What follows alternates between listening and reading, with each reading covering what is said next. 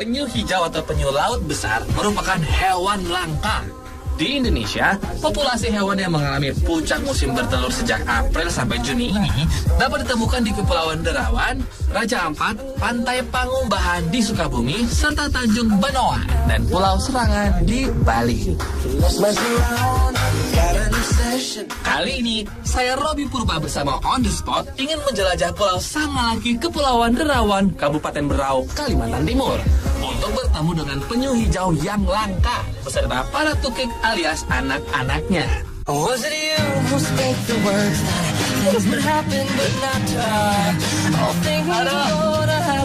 Pemirsa, mungkin Anda bertanya, kenapa tim On The Spot ada di Pulau Sangalaki ini? Apa yang spesial, apa yang unik dari pulau ini?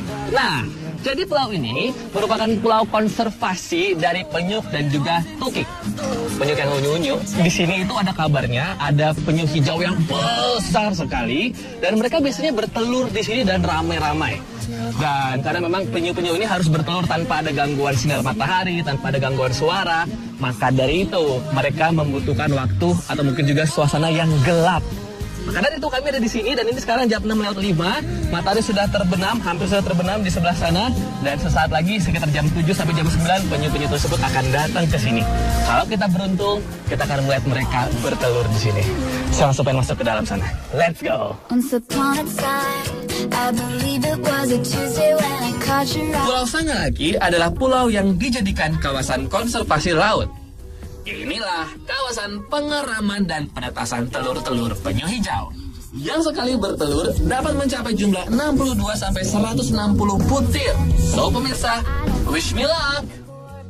Pemirsa tahu nggak sih, ternyata penyu-penyu yang mendarat dan bertelur di sebuah wilayah adalah mereka yang 20 atau 30 tahun lalu pernah menetas di sana loh. Hebat banget ya. Ternyata tahu banyak manusia ya pemirsa, penyu-penyu juga mudik ke tanah kelahirannya. Nah, dalam proses bertelur, hewan yang berbobot rata-rata 150 kg ini membutuhkan waktu sekitar 2 jam. Mulai dari mendarat, menggali lubang, bertelur, menutup sarangnya, sampai melaut lagi.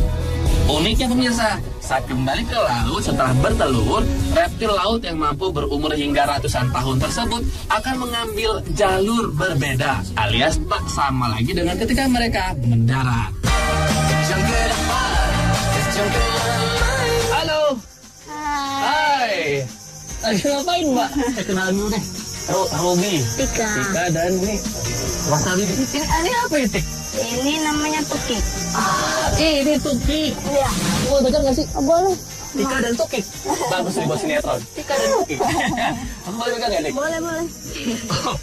Sini coba deh. Dia lagi ngintip-ngintip gitu dari pasir. Lucunya. Nggak, jadi ini adalah memang pulau ini sering didatangi oleh penyu hijau ya Tik ya? Iya. Yang besar-besar dan mereka bertelur di sini. Iya. Dan biasanya emang bertelurnya kapan sih Tik? Kenapa saya diundangin malam-malam begini? Nah, kalau biasanya itu Pak, kalau penyu naik itu malam-malam. Oke, ke daratan ya. Pas malam dia sering datang untuk bertelur. Oke. Tapi ketika dia lihat kondisi pantainya nggak bagus, nggak sesuai untuk lokasi peneluran, dia kembali lagi ke laut sampai menemukan tempat lagi. Tetap di daerah sini juga. Tetap di daerah sini. Jadi memang harus ada tempat yang pas ya. Dan aku dengar juga sensitif ya Tik ya? Sensitif. Atas apa aja sensitifnya? Sama cahaya. Oke. Lalu? Sama dataran. Kalau misalnya kita jalan itu kan dia bisa ngerasain. Kalau kita berisik, dia bisa ngerasain. Berisik juga dia bisa dengar? Getaran kaki kita. Getaran kakinya. Oke. Jadi semua itu dilakukan demi memprotek telur-telurnya ya? Iya. Sekali bertelur berapa banyak Tik biasanya Tik? Saya sama tuh menemukan juga di sini. Kalau kemarin sih paling banyak itu saya sampai menemukan 131. Penyu bertelur setiap 15 hari pemirsa. Dan induk penyu akan menempatkan telur-telur mereka pada kedalaman 50 hingga 60 cm di dalam pasir. Begitu telur penyu menetas, petugas monitoring harus cepat-cepat membantu mengeluarkan tukik dari timbunan pasir. Sebab kalau enggak, tukik-tukik bisa mati pemirsa atau dimakan predator seperti biawak atau kepiting. Kasian ya. Wow. Dan biasanya kalau misalkan datang gitu ke daratan untuk bertelur, berapa banyak yang naik ke daratan? Wah, tentu sih Kak, tergantung sama terang enggaknya bulan sama kosong surut air lautnya. She's another victim of life. Nah, untuk menetas dan menjadi tukik atau anak penyu dibutuhkan waktu 45-60 hari sejak ditelurkan. Dan biasanya nih, yang berhasil menjadi tukik hanya 80% dari jumlah telur yang dihasilkan. Awalnya, tukik adalah hewan karnivora pemirsa. Tapi saat mereka menjadi penyu dewasa, mereka menjadi hewan herbivora yang memakan tumbuhan laut seperti alga.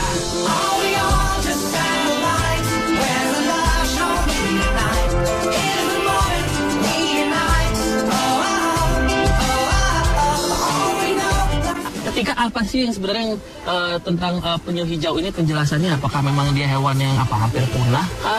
Jadi setelah ketika dia udah termasuk golongan terancam punah karena semakin banyaknya perburuan akan telurnya juga.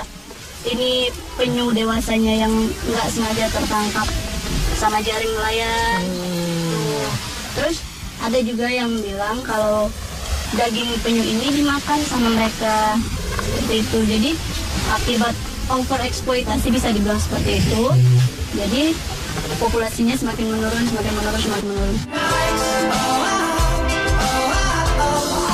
Keberadaan satwa langka ini terancam pemirsa karena ulah manusia dan dampak pariwisata. Nah tuh, dengerin deh. Pemirsa, beberapa tahun lalu, kepada sebuah media online, Site Coordinator Marine for Crab World Wildlife Fund atau WWF atau WWF Indonesia di Berau, Rusli Andar mengatakan, aktivitas pariwisata yang masif seperti pembangunan resort dan rumah penduduk di tepi pantai telah menggeser tempat para penyu-penyu hijau biasa bertelur. Nah tuh.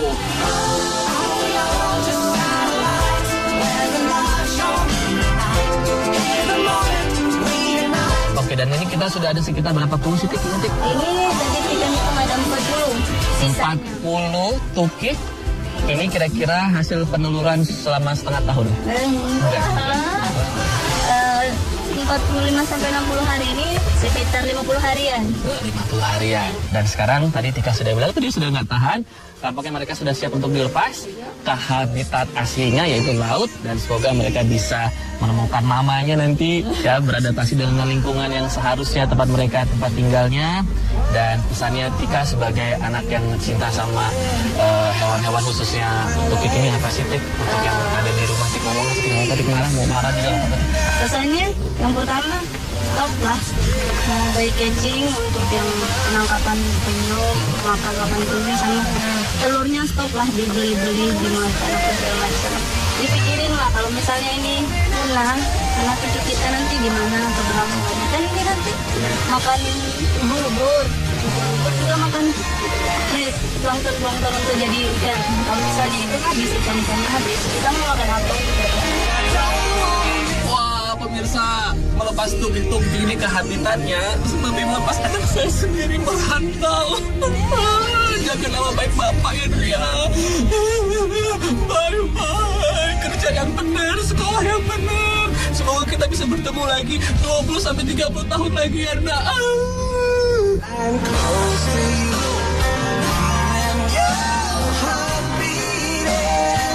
Nama penyu hijau pemirsa didapat dari lemak berwarna hijau yang terletak di bawah cangkang mereka. Sayangnya nih, kini jumlah penyu hijau semakin berkurang pemirsa karena banyak diburu untuk diambil pelindung tubuhnya. KSNL alias kesel. Dan pelindung tubuhnya ini disebut karapas dan plankton pemirsa untuk dijadikan hiasan. Semoga gatel yang pakai jadi hiasan ya. Sementara telurnya banyak dicuri karena dianggap mengandung protein tinggi dan bisa menjadi obat pemirsa. Selain itu juga, daging penyu hijau banyak dijadikan sebagai bahan makanan.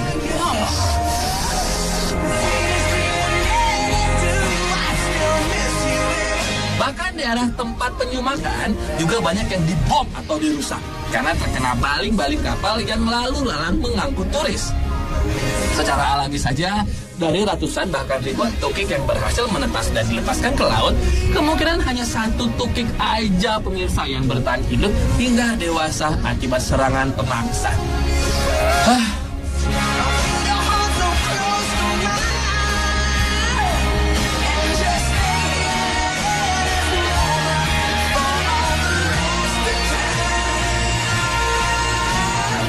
Jadi mereka merekam tempat di mana mereka dilepaskan.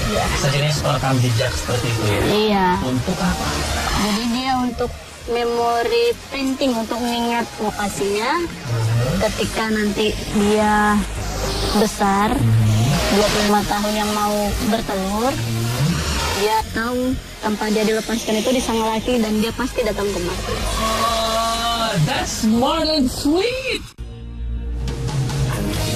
Jadi ayo dong pemirsa, kita semua terutama pemerintah setempat harus semakin aktif dan lebih peduli akan keberadaan hewan-hewan langka seperti penyu hijau ini.